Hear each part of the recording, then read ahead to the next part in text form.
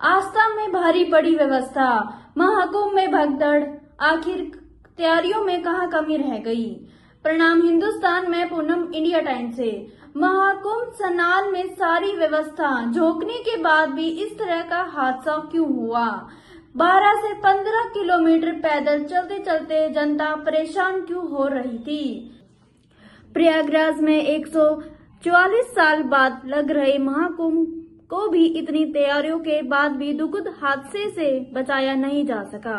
संगम तट पर बुधवार को उस वक्त बड़ा हादसा हो गया जब मौनी अमावस्या के मौके पर श्रद्धालुओं की भारी भीड़ स्नान के लिए पहुंची थी। देर रात संगम नोज पर भगदड़ मच गई और 10 से ज्यादा लोगों की मौत हो गई। हालांकि प्रशासन ने अभी इसकी पुष्टि नहीं की है। कई लोग घायल बताए जा रहे हैं। कहने को तो महाकुंभ में भगदड़ मस्ती ही है, जहां करोड़ों लोग जुटेंगे तो हादसे होंगे ही। बहुत आसान है ये बात कहना। भारत की जनता वैसे भी नियति को मानती रही है। बहुत से लोग यह भी मान सकते हैं कि महाकुंभ में मौत होना भी सौभाग्य है।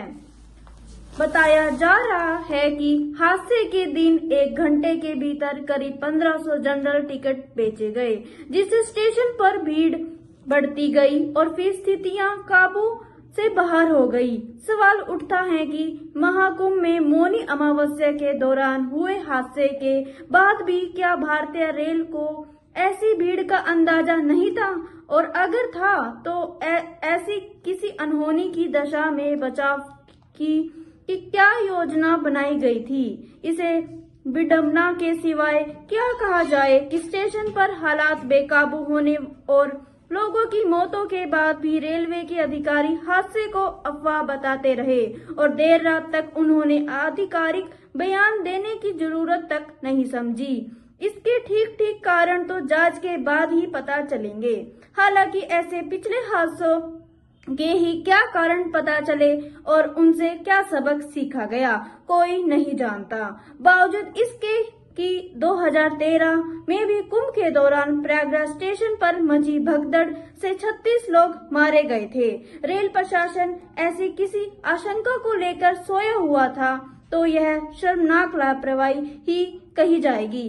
हाथरस, भागपत और फिर मौनी अमावस्या वाले दिन प्रयागराज में पिछले कुछ समय से जिस तरह से आए दिन भगदड़ की वजह से हादसे हुए हैं, उन्हें देखते हुए भगदड़ को एक ज्वलंत समस्या कहना अतिरंजना नहीं होगा।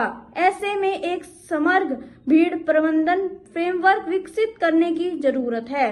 रही बात नई दिल्ली रेलवे स्टेशन हादसे की, तो गलती जहां भी हो खोजी जानी चाहिए और सुधारी भी जानी चाहिए। विपक्ष तो अपनी मांग रखेगा ही, लेकिन रेल मंत्री कम से कम ऐसे कदम उठाए जिनसे ऐसे हादसों की पुनरावृत्ति रोकी जा सके। आपकी क्या राय है, कमेंट सेक्शन पे जरूर बताइए। ऐसी ही खबरों के लिए बने रहिए इंडिया टाइम्स पर। धन्यवाद।